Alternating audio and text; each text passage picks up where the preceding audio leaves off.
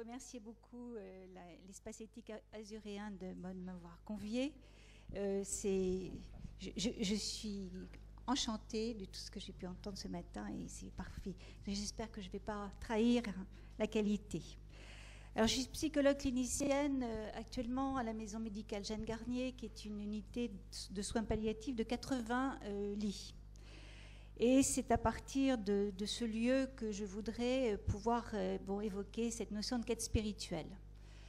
Alors en préambule, je voudrais dire aussi que ayant beaucoup travaillé avec les soignants en étant dans d'autres lieux, j'ai constaté, et d'ailleurs je me mets dans le constat, que devant cette dimension de la spiritualité, les soignants sont très souvent désarmés, démunis, ils se sentent incompétents. Et la plupart du temps, ils associent la notion de spiritualité à la notion du religieux. Ça, c'était un premier constat. La deuxième chose, c'est que dans les soins palliatifs, on a fait référence très tôt, grâce à la notion de souffrance globale, à la dimension spirituelle de l'être humain. Mais ceci étant, est-ce qu'on a plus d'habileté pour s'enquérir de cette dimension et accompagner la personne? J'en suis pas sûre. Alors c'est en tant que psychologue que je voudrais parler, et ça va aussi amener à me poser une deuxième question, c'est quelle légitimité ai-je à parler de spiritualité? Alors si l'on considère un point de vue théologique ou philosophique, j'en ai aucune. Donc ce ne peut être qu'en référence à une clinique. Et d'ailleurs, je ne parlerai pas de spiritualité, mais de souffrance spirituelle, voire de quête spirituelle. C'est donc là que je me situe, mais tous les psychologues ne se préoccupent pas de ce qui se rapporte au registre de la spiritualité. Certains même disent, sans détour, que ce n'est pas leur affaire. Ils sont appuyés le plus souvent sur la théorie psychanalytique, ils sont centrés sur le sujet de l'inconscient, le fonctionnement intrapsychique, la souffrance psychique. Et la souffrance spirituelle ne devient peut-être pour eux qu'un avatar de la souffrance psychique qui est laissée en friche parce qu'en fait, il y a une absence d'écoute spécialisée. On n'écoute mal le patient, sinon on entendrait les choses autrement.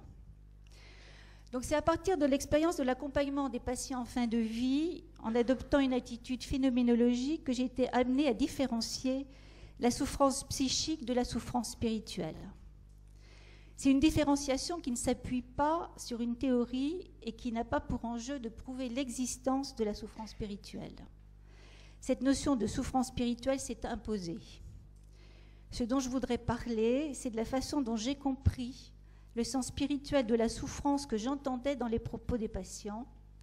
Cette souffrance me semblait ne pas pouvoir se réduire à ces déterminants psychologiques et de plus, elle me semblait déborder la quête d'identité du sujet dans la recherche d'un moment ou d'un lieu de coïncidence avec ce que Pascal Quignard a nommé, je crois, la solidarité des origines. Alors, au cours de mon intervention, je développerai 3 points. Le premier, c'est comment les soins palliatifs ont progressivement thématisé leur rapport à la spiritualité. J'insisterai dans un deuxième temps plus spécifiquement sur la notion de besoin spirituel, et puis je rendrai compte de situations cliniques où cette question est en travail et qui ont été pour moi formatrices et exemplaires. Alors les soins palliatifs et l'attention à la dimension spirituelle de l'homme malade. Dans le tout premier texte officiel d'août 1986, qui s'appelait, vous vous en souvenez peut-être, la circulaire « Soigner et accompagner jusqu'au bout l'aide aux mourants », il existait une distinction entre soins d'accompagnement et soins palliatifs. Les soins d'accompagnement englobaient les soins palliatifs qui, eux, comprenaient plus spécifiquement, si je cite, les techniques de prévention et de lutte contre la douleur et les symptômes somatiques. Dans ce texte, il était écrit qu'il fallait prendre en considération les problèmes spirituels du malade, parvenu au terme de son existence. C'est l'échéance de la mort qui donne sens et ordonne les soins d'accompagnement. Et dans ce temps de la phase terminale, il convient de porter attention aux problèmes spirituels que le malade peut avoir. La notion de problème spirituel est ambiguë, car elle peut signifier question ou questionnement spirituel, une question qui implique la recherche d'un mode de réponse ou de résolution, mais aussi difficulté, voire conflit. La notion de problème spirituel laisse de l'indétermination. Elle ne nous permet pas de comprendre la nature de la relation entre le questionnement spirituel du malade en fin de vie et la difficulté. De nombreuses questions apparaissent. Est-ce de l'ordre du conflit intérieur? Si ceci est le cas, est-il toujours indissociable de la souffrance? L'induit-il ou est-il suscité par elle? 10 ans plus tard, en 1996, dans le préambule des statuts de la SFAP, de la Société française d'accompagnement et de soins palliatifs, on constate une double évolution. D'une part, dans les termes, la notion de soins palliatifs supplante celle de soins d'accompagnement.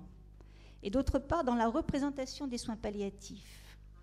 Une représentation plus ouverte des soins palliatifs se fait jour. Les soins palliatifs ne sont plus seulement les soins à la personne en phase terminale, mais les soins à la personne, et là aussi je cite, en phase évoluée ou terminale d'une maladie potentiellement mortelle. Même si l'échéance inéluctable de la mort continue à organiser les priorités des soins et de l'accompagnement du malade, la durée possible de la vie devient plus longue, plus imprévisible, et le malade n'est plus totalement identifié au malade mourant, ou désigné à l'aide de cette catégorie que les soins palliatifs ont créée, celle du mourant. Ce changement de son inscription temporelle dans la vie, aussi ténu qu'il paraisse, donne aux souhaits du malade, à ses désirs, à ses projets, imperceptiblement une plus grande consistance aux yeux des soignants et des accompagnants. L'accompagnement, au sens de cheminement auprès du malade, à son rythme, donne l'occasion, dans un espace un peu dilaté, d'approfondir les échanges, de transformer, d'adapter les attitudes, de mettre en œuvre des processus relationnels avec le malade et avec sa famille. Soulager la souffrance de la personne, un impératif des soins palliatifs prend chair, et dans ce contexte, l'attention à sa souffrance spirituelle est primordiale. La dimension de souffrance spirituelle, juste suggérée précédemment par le thème de problème, est dans ce texte affirmée explicitement. Le rapprochement de ces termes introduisant par là la question de l'intrication de la spiritualité et de la subjectivité. Mais nous n'en avons pas fini, et ce sera mon deuxième point sur la notion de besoin, avec la difficulté de caractériser les manifestations, les symptômes, oserais-je dire, de la spiritualité, auxquels, selon la visée des soins palliatifs, les soignants et les bénévoles doivent être attentifs pour y porter remède.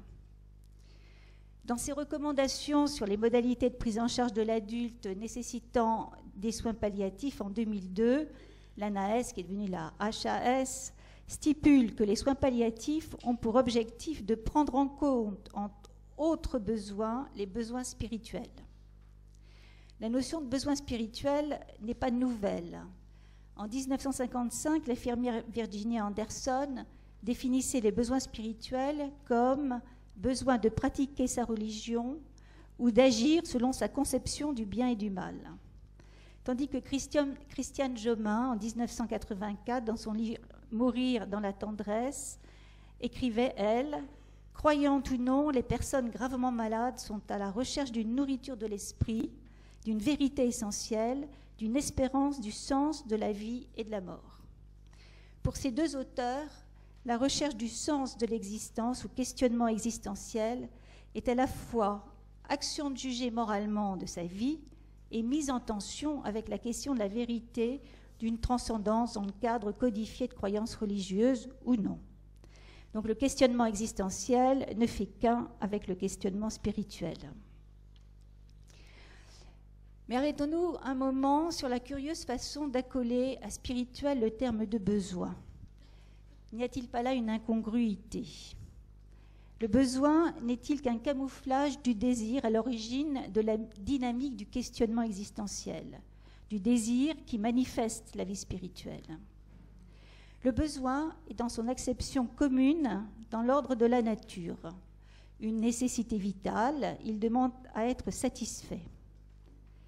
Associé à spirituel, il pose problème car il risquerait de naturaliser, de biologiser la spiritualité et laisserait supposer l'existence d'une nourriture spirituelle, d'une thérapeutique spirituelle à disposition que les soignants, par exemple, pourraient administrer au malade pour combler son déficit spirituel.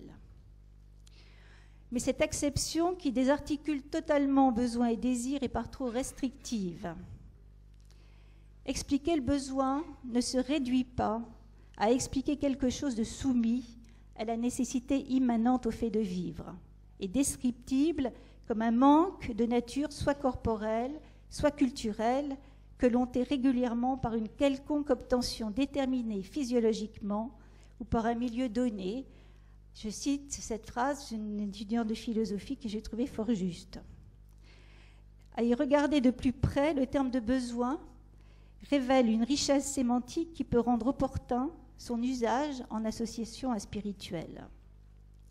Remarquons, avant même de faire un petit détour du côté de son étymologie, mais on est déjà dedans, que le terme besoin est composé du radical soi, portant avec lui l'idée d'une chose malade, d'un défaut d'eux, d'une chose à soigner.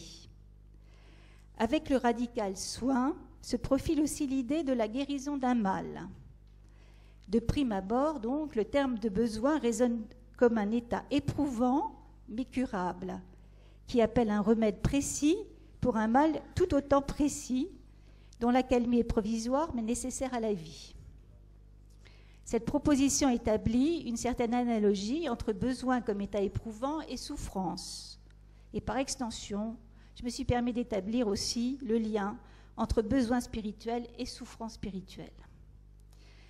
Elle engage également à chercher une forme de réponse en vue d'un apaisement fût-il passager. Là encore, les questions sont ouvertes. Qui construit cette réponse, ce remède spirituel? Comment? Quels en sont les contours, la forme et les contenus? De quoi est donc fait le soin spirituel? Mais avons-nous épuisé, en nous centrant sur le radical soin dont besoin dérive, toute la pluralité des significations que le mot renferme? Si on opère un hiatus, c'est-à-dire une coupure du substantif besoin, dont les savants étymologistes, que je ne suis pas, ont démontré la légitimité, le besoin, séparé en baisse et soin, fait apparaître la préposition baisse, BES, qui dans la langue romane à laquelle elle appartient est péjorative. Le besoin est donc marqué du négatif par le préfixe baisse péjoratif qui occulte presque l'idée de soin comme quelque chose de bénéfique. Le besoin ne contient plus la promesse d'un soin, d'un remède, d'une sorte d'espoir de s'en extirper, mais l'idée d'un mauvais soin, d'un mal, d'une gêne. Le détour par la langue romane révèle dans besoin la dimension d'un mal nécessaire, d'une sorte de douleur. D'ailleurs, des expressions communes relatives au besoin nous le laissent entendre. Au besoin de manger, on entend la faim tiraille le ventre.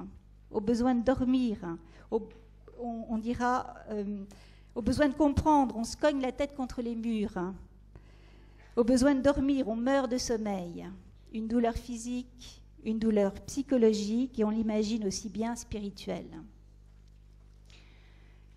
Une dernière étape avant de passer aux situations cliniques, c'est la dernière, vous rassurez-vous, révèle que le terme de besoin contient en son sein le moyen de se soustraire à la tyrannie qu'il implique. Besoin en italien, il y en a qui le savent, on est tout près, se traduit par bisogno, dont la parenté avec le français besogne résonne immédiatement à nos oreilles. Besoin et besogne, que l'on comprend aujourd'hui comme une tâche difficile, un dur labeur. Ce qui nous amène à inscrire une autre notion dans le champ d'appréhension du besoin, celle de travail. Ainsi, nous arrivons à l'idée que la douleur du besoin s'efface toujours provisoirement par la peine indissociable à la besogne. Elle nous permet d'affiner notre représentation du besoin spirituel que je vous propose d'entendre comme une douleur nécessaire à la vie de l'esprit dont il serait possible de s'extirper par une autre douleur, celle inhérente au travail de l'esprit. La coexistence de besoin et de spirituel n'apparaît pas in fine aussi scandaleuse que nous l'envisagions. La richesse du mot « besoin » ouvre à la dynamique du spirituel comme douleur, et dépassement, toujours en travail de cette douleur. Elle ouvre la dynamique de la quête spirituelle qui est probablement toujours marquée par la douleur du sentiment d'inachèvement.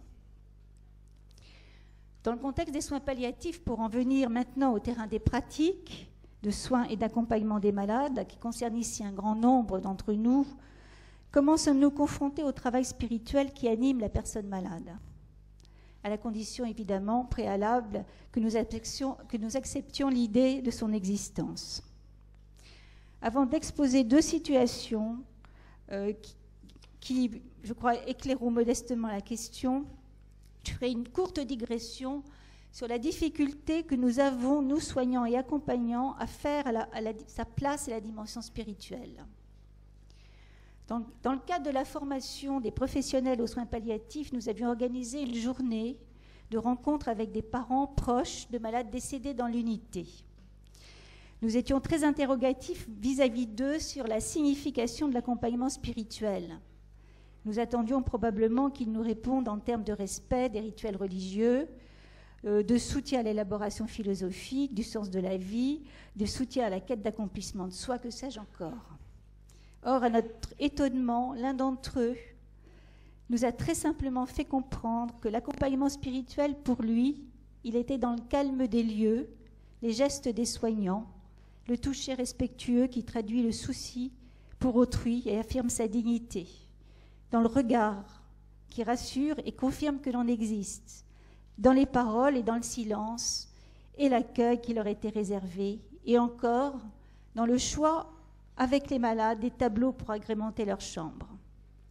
Ces propos nous ont permis de méditer sur la dimension spirituelle de l'action de prendre soin que les accompagnants viennent à incarner par des actes sans en avoir conscience et qu'ils pensaient devoir apporter en plus alors qu'elle était déjà là. Se préoccuper de rendre compte de la rencontre dans la clinique de la dimension spirituelle de la personne en fin de vie, mais je crois tout un chacun, soignant ou psychologue, au défi de trouver les mots pour le dire. Des concepts viennent à l'esprit, celui de spiritualité, d'éthique, d'existence, de responsabilité. Mais comment faire pour ne pas sombrer dans un discours très normatif et abstrait qui argumenterait à l'aide de références philosophiques ou théologiques les définitions de ces concepts, sans jamais d'ailleurs être assuré d'en avoir attrapé le sens ou tous les sens. Comment les articuler à la visée des soins palliatifs, qui est, comme je vous rappelle, soigner et accompagner une personne en souffrance, menacée dans son existence même, sans risquer de produire une parole bien pensante et convenue, des sortes de banalités pour le dire autrement. Un recours m'est apparu, celui de m'appuyer sur les apprentissages et de retravailler les interrogations que mon activité clinique de psychologue auprès des équipes de soins palliatifs, de gériatrie ou de cancérologie et auprès des patients de ces mêmes services m'ont apporté.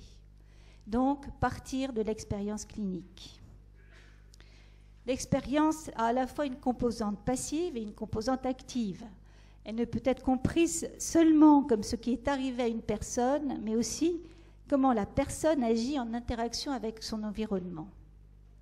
Je vais donc essayer de rendre compte de certaines facettes du travail spirituel du malade en but à une maladie qui transforme son être et le confronte à la question de la finitude. Les deux situations cliniques que j'évoquerai permettront, je l'espère, de rendre compte de la manière dont ce travail s'impose avec acuité et de la façon dont l'expression de cette dimension spirituelle émerge et se donne à entendre et à comprendre dans le contexte de l'accompagnement.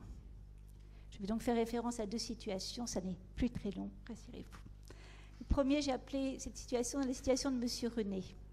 C'est un agriculteur qui est âgé de 75 ans environ et qui est hospitalisé dans l'unité de soins palliatifs depuis une dizaine de jours. M. René se plaint d'avoir mal, mais au médecin qui l'interroge, il montre par un geste vague le bas du dos, le haut de la cuisse. Il ne répond pas aux questions, détourne la conversation et cesse rapidement de s'exprimer. Toutes les hypothèses sur les causes possibles de la douleur en lien avec sa pathologie cancéreuse sont faites. Aucune n'est vraiment confirmée et le traitement antalgique prescrit à titre d'essai ne semble pas améliorer le malade. Monsieur René continue de se plaindre. Beaucoup de moyens sont déployés pour tenter de comprendre. On fait des dessins pour situer le trajet de la douleur que l'on propose à M. René, qui les regarde à peine. On essaie de le soulager par des massages, on se relaie auprès de lui pour évaluer, on discute en équipe, on cherche. Rien n'y fait. L'impuissance à le soulager est à la mesure de l'incompréhension. M. René devient de plus en plus confus et les soignants renoncent progressivement à comprendre quoi que ce soit dans ses propos qui sont déstructurés. On a malgré tout remarqué qu'il a recouvré une capacité de communication normale avec un vieux copain de son village venu le voir, juste avec son vieux copain. Car sa fille, très présente, est logée à la même enseigne que l'équipe, il est tout aussi incohérent avec elle. Je rencontre M. René. L'équipe espère que la psy va réussir à débloquer la situation. Il m'écoute attentivement lorsque je lui dis que nous sommes tous très préoccupés par son état, que nous aimerions pouvoir l'aider et que je lui demande s'il accepterait de nous donner quelques clés pour nous permettre de comprendre. Monsieur René entame alors un long discours sur l'état du cuir de sa potence. Il la manie, me la montre, m'explique comment il faudrait la réparer, puis il me raconte comment il avait la main, dit-il, pour mettre les veaux au monde. Il a l'air content, son discours est ici raisonnable, mais sans rapport avec mes propos initiaux. C'est un dialogue de sourds. Je suis un psy qui n'a pas la main pour faire accoucher M. René de sa douleur. La situation s'enlise. L'état de M. René se détériore. Il va mourir, on ne sait que faire. Et puis un jour, vous remarquez que c'est comme dans le début d'un conte, il y a toujours de l'extraordinaire dans un conte. Un jour, donc, une infirmière range, comme elle a l'habitude de le faire, de façon un peu automatique, le dessus de sa table de nuit. Il se tourne alors vers elle et lui dit « C'est maintenant que vous allez mettre le crucifix. » Et spontanément, l'infirmière lui demande alors « Parce que c'est comme ça que l'on fait chez vous. » Et M. René de répondre « Oui, il serait peut-être temps. » Et il ajoute « Parce que je n'ai pas été plus mauvais qu'un autre. » De ce moment, M. René n'est plus douloureux. Il s'apaise et cela a perduré jusqu'à son décès 15 jours plus tard. Sa confusion s'est évaporée. Il a rencontré plusieurs fois l'aumônier comme il le souhaitait. Alors cette situation a suscité beaucoup de questions et d'interprétations dans l'équipe, comme celle que vous pouvez avoir en écoutant ce récit. Alors quelques éléments de réflexion. M. René était en grande souffrance, torturé, oserais-je dire, par la nécessité pour lui de mettre les bonnes et les mauvaises actions de sa vie sur la balance. Les affects qui le traversaient étaient probablement faits de remords, de culpabilité, de doute, d'espoir. Mais comme il l'a manifesté, sa souffrance ne se résumait pas à une souffrance psychologique. Elle était spirituelle en ceci que M. René cherchait à faire le bilan de sa vie, et sa peur était inspirée par la crainte que Dieu ne lui pardonne. Son besoin de pardon était un besoin dans le domaine de ses convictions religieuses. La peur qu'il n'a pas pu verbaliser s'est exprimée dans son corps, soma et psychisme, par la douleur, la plainte, la confusion. Ceci nous rappelle que les symptômes sont des traductions de la souffrance que l'on appelle globale en soins palliatifs et que la souffrance spirituelle n'est pas la moindre de ses composantes. C'est une leçon très concrète qui nous engage à renforcer notre attention à cette dimension. Car l'atteinte du corps par la maladie, contre laquelle la personne ne peut rien et qui transforme radicalement son rapport au monde, motive interrogation et angoisse qui cherchent à trouver un chemin de sens. La nécessité de la recherche spirituelle en tant qu'elle s'impose aux malades n'est pas organique, biologique, mais en rapport avec le vécu et l'image qu'il a de son corps et de leurs effets de fêlure de son identité. C'est en ceci que l'on pourrait entendre que le corps est lieu du besoin spirituel. Peut-on faire des hypothèses sur ce qui a permis que M. René s'exprime et qu'il s'apaise ? Mon interprétation est très prudente. On pourrait avancer que M. René a osé une première parole parce que l'infirmière était présente, disponible. Elle prenait son temps, mais qu'elle était aussi, à ce moment-là, dans une sorte de neutralité affective. Elle était là, elle n'attendait rien de lui. Puis, elle ne s'est pas dérobée quand à brûle-pourpoint, il a évoqué d'une certaine manière sa mort. Elle a entendu ce qui importait à M. René et que ça se rapportait à sa foi. En lui répondant par cette forme interrogative, c'est comme ça que l'on fait chez vous. Elle l'a inscrit dans sa culture et l'a reconnu dans son identité de chrétien. Est-ce cet à propos qui a conforté le travail spirituel de M. René et l'a autorisé à poursuivre en lui ouvrant la voie? C'est un point d'interrogation. La deuxième situation si je ne dépasse pas le temps, mais je crois que ça va encore, 5 minutes 5 minutes et demie. Donc, cette deuxième situation à laquelle je veux faire référence me donne l'occasion d'approfondir mon propos. Elle est plus complexe et à chaque fois que je m'y plonge, elle m'émeut et surtout elle continue à m'interroger. Il s'agit de M. Schmitt. Vous voyez, je suis passée d'un prénom à un nom, même si c'est un nom d'emprunt, mais c'est un nom proche. Il a une 50aine d'années, il est atteint d'un cancer ORL. Il est en phase terminale. Lors des 4 ou 5 entretiens que nous avons eus ensemble, il est encore hors de son lit, souvent debout dans sa chambre ou au fauteuil. Il bouge beaucoup, nerveusement, il cherche toujours le mouchoir qui lui manque pour éponger l'humeur qui s'écoule sans cesse de son nez. À cause de cela, j'ai du mal à rester auprès de lui et lui est gêné, mal à l'aise, honteux. À mes questions, il répond par oui, par non, bien, mal, par des monosyllabes écrites sur une ardoise magique. À la deuxième rencontre, je crois, il ne peut pas s'essuyer assez vite et l'ardoise est souillée. Il se met alors violemment en colère, s'agitant dans tous les sens, se détournant. Il ne peut pas crier. Je garde encore aujourd'hui en mémoire l'écho de sa détresse. C'est probablement sa détresse, cette indescriptible souffrance muette qui me fait lui dire spontanément, alors avant même que j'en ai conscience, « Monsieur, vous n'êtes pas que cela ». Il se calme, se saisit de l'ardoise et une boîte de mouchoirs en papier à portée de main, il commence à raconter son histoire. Il écrit petit, serré, vite, sur tout l'espace disponible, tout en utilisant machinalement les mouchoirs. Et il relate un événement ancien où, dans sa carrière militaire, il a été injustement accusé, il a été humilié. Par la suite, son supérieur direct a reconnu qu'il n'avait rien à lui reprocher. Comme donne-t-il à comprendre que la situation présente, la détérioration physique et l'absence de contrôle sur son corps réactivent la situation passée où il a été soumis à un événement injuste, profondément blessant, le remettant en cause. Mais aussi que son intégrité a été reconnue. Intégrité morale, intégrité physique.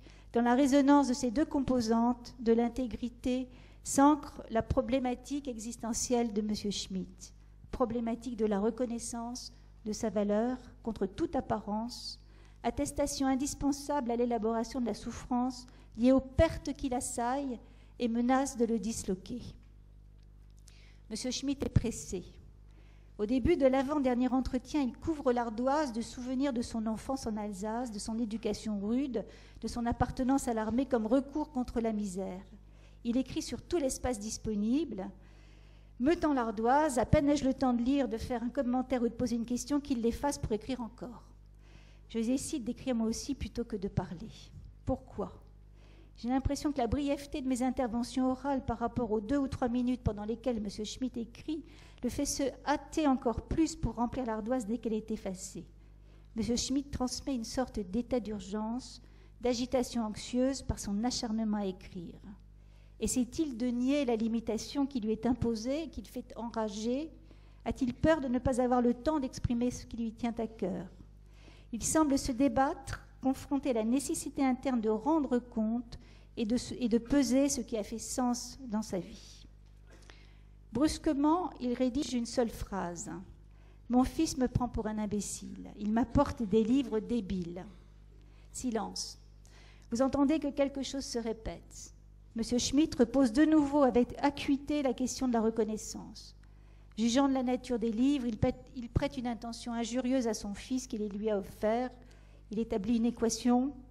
Livre à ses yeux sans intérêt, stupide, égale, lui, sans intérêt au lieu de son fils, imbécile. Cette équivalence l'assigne tout entier en tant que père, le focalise au seul lieu de la défaillance. Que vaut-il comme père aux yeux de son fils et à ses propres yeux? Pas grand-chose. Dans le contexte de tension où il s'est produit, l'énoncé de M. Schmitt a une force d'interpellation qui me surprend. Je me sens d'emblée concernée, mais la perspective de m'engager dans un dialogue authentique m'effraie. Un premier mouvement me porterait à le rassurer au plus vite. Vous avez tort, votre fils, comme tous les jeunes hommes, aime bien la science-fiction, il a voulu vous faire partager, etc. Je serais encline à mettre en jeu des mouvements d'évitement bien connus et bien normaux, banalisés, rationalisés, moralisés. Et en même temps, un deuxième mouvement m'amène à renoncer à mes sécurités. J'accepte de le suivre à son rythme, je prends le risque d'en être bouleversée, je suis moi-même mise à l'épreuve.